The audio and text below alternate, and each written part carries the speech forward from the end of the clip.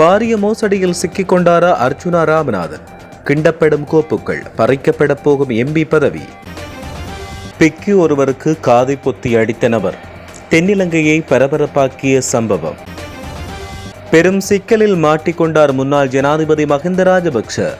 உரைப்பைகளில் கொண்டுவரப்பட்ட 100 கோடி ரூபாய் லஞ்சப் பணம், பரபரப்பாகும் விவகாரம். புலிகள் பயன்படுத்தியதாக சந்தேகிக்கப்படும் அதிதிறன் கொண்ட ஸ்னைப்பர் துப்பாக்கி உள்ளிட்ட ஆயுதங்கள் கண்டுபிடிப்பு. பாரிய தாக்குதலின் பின் மறைக்கப்பட்டிருக்கலாம் என்றும் சந்தேகம். பாதாள உலகத்திடம் பெற்று 500 கோடி. விஜயதாசவின் மகன் உட்பட 3 பிறப்பிக்கப்பட்டுள்ள உத்தரவு. கொழும்பை உலுக்கிய பெரும் பரபரப்பு சம்பவம். அதிரடியாக கைதானார் வசந்த கருணாகுட. நீதிமன்றம் பிறப்பித்துள்ள அதிரடி உத்தரவு. கொழும்பில் அனுர அரசாங்கத்துக்கு எதிராக இரவில் பாரிய தீப்பந்த போராட்டம். தெற்கில் அரசுக்கு எதிராக ஆரம்பமாகும் போராட்டங்கள். தோண்டி எடுக்கப்பட்ட புதையல்.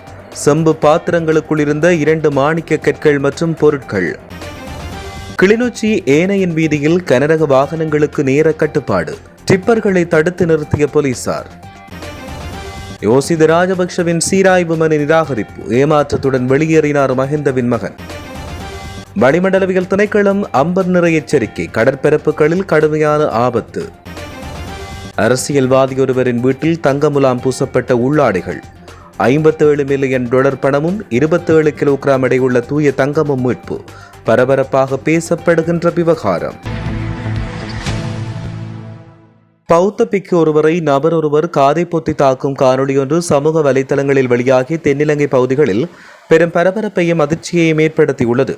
வெளியாகிய காணொலியின்படி இரவு வேளை மக்கள் கூடியிருக்கும் ஒரு இடத்தில் பௌத்த துறவி ஒருவருடன் அங்கிருந்த நபர் ஒருவர் கடுமையான வாக்குவாதத்தில் ஈடுபட்டுள்ளார்.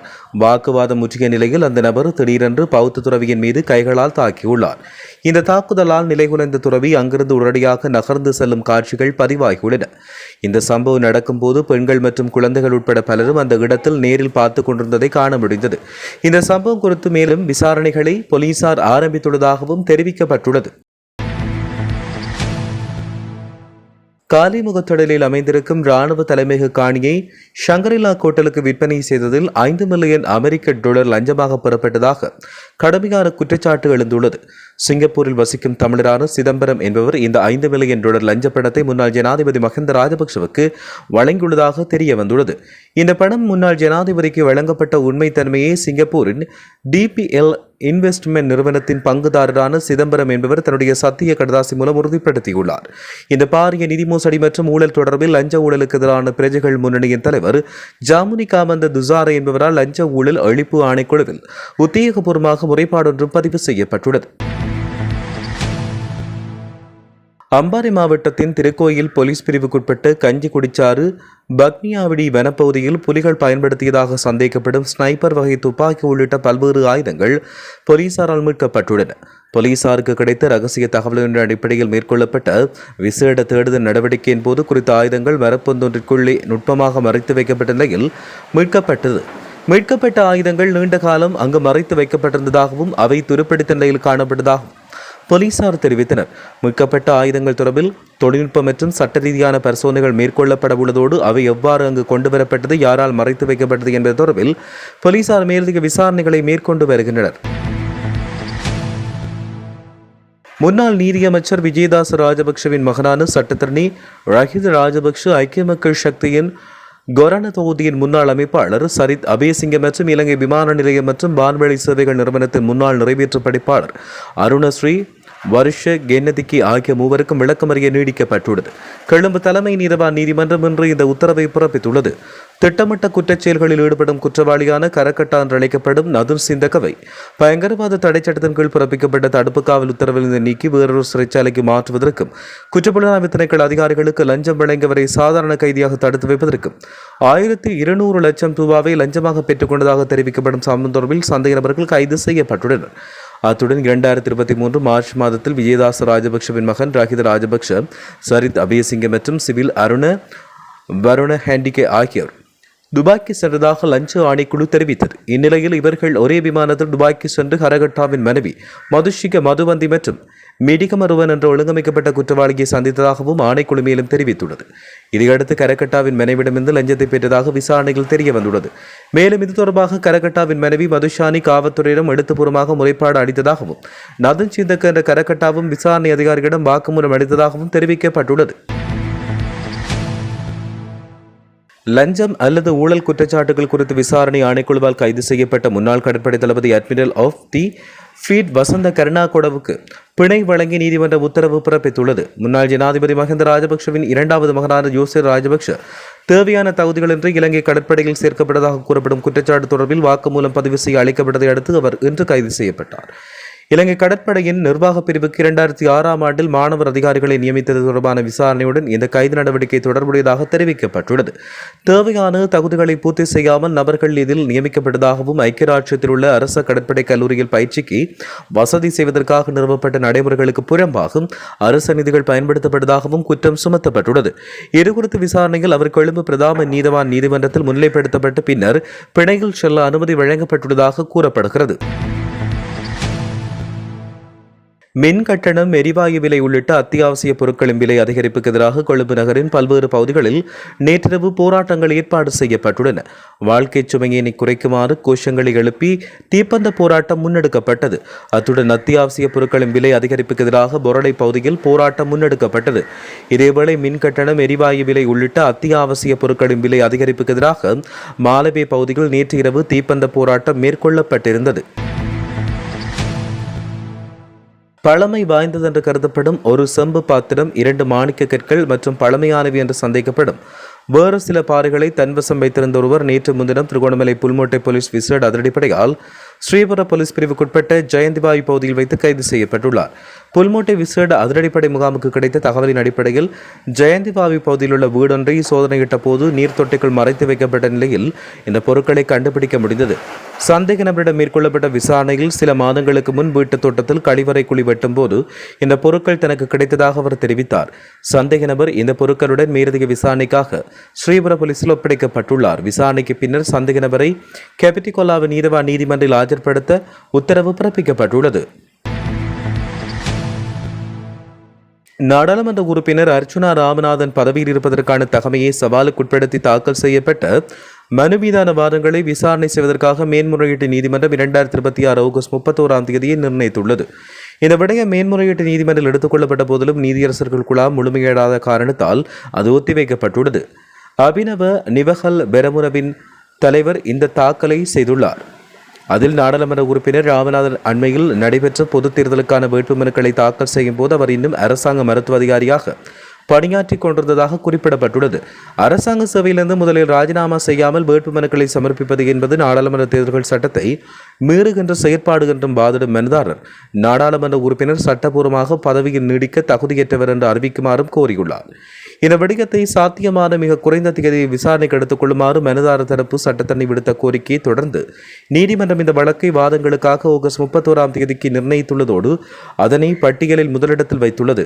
மனுதாரர் சார்பில் சட்டத்தரணிகளான ஷெனல் பெர்னாண்டோவும் இணைந்து சட்டத்தரணி என்கே அசோக் பரன் முன்னிலையானார். நாடாளுமன்ற உறுப்பினர் அர்ச்சுனா ராமநாதன் சார்பில் சட்டத்தரணி நிஷாதி விக்ரமசிங்கவுடன் இணைந்து சட்டத்தரணி சேனானி தயாரத்திர முன்னிலையான நிலையில் அரசு தரப்பு சார்பில் பிரதி சொலிசிஸ்டர் ஜெனரல் மனோகர ஜெயசிங்க முன்னிலையாக இருந்தார். கிளிநொச்சி ஏனையன் வீதியில் இரணிமடு சந்தி முதல் பரந்தன் சந்தி வரையிலான பகுதிகளில் டிப்பர் வாகனங்கள் உள்ளிட்ட கனரக வாகனங்களின் போக்குவரத்துக்கு கட்டுப்பாடு விதிக்கப்பட்டுள்ளது. கடந்த 30ஆம் தேதி மாவட்ட செயலகத்தில் இடம்பெற்ற கூட்டத்தில் எடுக்கப்பட்ட தீர்மானத்துக்கு அமைய இந்த நடவடிக்கை மேற்கொள்ளப்பட்டுள்ளது. மாவட்ட அரசு அதிபர் தலைமையில் நடைபெற்ற வீதி விபத்துக்களை தடுக்கும் மற்றும் எதிர்கால சந்ததியை நல்வழிப்படுத்தும் கலந்துரையாடலில் பாடசாலை ஆரம்பிக்கும் மற்றும் நிறைவேறும் நேரங்களை கருத்தில் கொண்டு புதிய போக்குவரத்து கட்டுப்பாடுகள் அறிமுகப்படுத்தப்பட்டுள்ளன. இந்த கட்டுப்பாடுகளை அமல்படுத்த நடவடிக்கைகள் மேற்கொள்ளப்பட்டு வருவதாக கிளிநொச்சி பிராந்திய போலீஸ் அத்தியட்சகர் புத்திக குணசேகர தெரிவித்தார். அதற்கமைய இன்று கிளிநொச்சி நகர பகுதியில் ரிப்பர் வாகனங்கள் தடுத்து நிறுத்தப்பட்ட சாரதிகளுக்கு போலீசார் அறிவுறுத்தல் வழங்கியுள்ளதாக தெரிவிக்கப்படுகிறது. நிதி மோசடி தடுப்புச் சட்டத்தின் கீழ் தமக்கு எதிராக சட்டம் அதிபரால் கொழும்பு மேல் நீதிமன்றில் தாக்கல் செய்யப்பட்டுள்ள வழக்கில் உள்ள சதி என்ற குற்றச்சாட்டை முன்னோக்கி கொண்டு செல்ல முடியாது என்று தீர்ப்பளிக்குமாறு கோரி முன்னாள் ஜனாதிபதி மஹிந்த ராஜபக்ஷவின் புதல்வரான யோசித ராஜபக்ஷவால் சமர்ப்பிக்கப்பட்ட சீராய்வு மனுவை மேன்முறையீட்டு நீதிமன்றம் இன்று நிராகரித்துள்ளது. யோசித ராஜபக்ஷவால் சமர்ப்பிக்கப்பட்ட சீராய்வு மனு மீதான தீர்மானம் இன்று அறிவிக்கப்பட்ட போதே நீதிமன்றம் இந்த விடயத்தை அறிவித்துள்ளது. யாழ்ப்பாணம் காங்கேசன்துறையிலிருந்து மன்னார் ஊடாக கற்பட்டி வரையான மற்றும் மாத்தறையிலிருந்து அம்பாந்தோட்டை ஊடாக பொத்துவில் வரையான கடற்பிராந்தியங்களுக்காக வளிமண்டலவியல் திணைக்களம் அம்பநிற எச்சரிக்கையை விடுத்துள்ளது. வளிமண்டலவியல் திணைக்களத்தின் கருத்தின்படி காங்கேசன்துறையிலிருந்து மன்னார் ஊடாக கற்பட்டி வரையான மற்றும் மாத்தறையிலிருந்து அம்பாந்தோட்டை ஊடாக பொத்துவில் வரையான கடற்பிராந்தியங்கள் அவ்வப்போது மிகவும் கொந்தளிப்பாக காணப்படும். இக்கடல் பிராந்தியங்களில் மணித்தியாலத்துக்கு 55 முதல் 65 கிலோமீட்டர் வேகத்தில் பலத்த காற்று வீசக்கூடும்.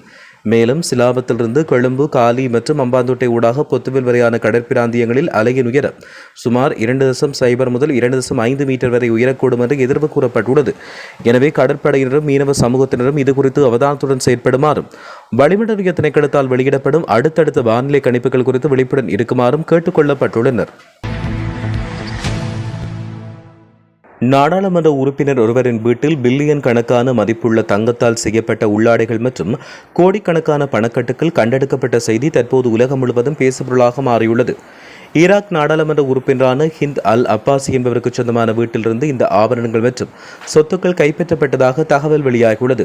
அந்த நாட்டில் மேற்கொள்ளப்பட்ட பாரிய ஊழல் எதிர்ப்பு நடவடிக்கையின் போது நாடாளுமன்ற உறுப்பினரின் வீட்டிலிருந்து கண்டுபிடிக்கப்பட்டதாக தகவல்கள் தெரிவிக்கின்றன.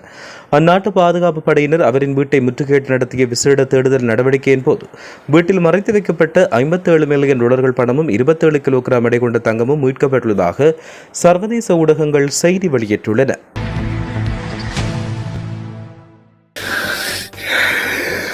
பாரிய மோசடியில் சிக்கிக் கொண்டாரா அர்ச்சுனா ராமநாதன்? கிண்டப்படும் கோப்புகள், பறிக்கப்பட போகும் எம்பி பதவி. பிக்கு ஒருவருக்கு காதை பொத்தி அடித்த நபர் தென்னிலங்கையை பரபரப்பாக்கிய சம்பவம்.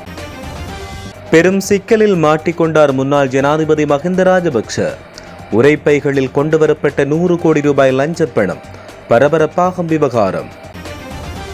புலிகள் பயன்படுத்தியதாக சந்தேகிக்கப்படும் அதிதிறன் கொண்ட ஸ்னைப்பர் துப்பாக்கி உள்ளிட்ட ஆயுதங்கள் கண்டுபிடிப்பு. பாரிய தாக்குதலின் பின் மறைக்கப்பட்டிருக்கலாம் என்றும் சந்தேகம். பாதாள உலகத்திடம் பெற்று 500 கோடி. விஜயதாசவின் மகன் உட்பட 3 பிறப்பிக்கப்பட்டுள்ள உத்தரவு. கொழும்பை உலுக்கிய பெரும் பரபரப்பு சம்பவம்.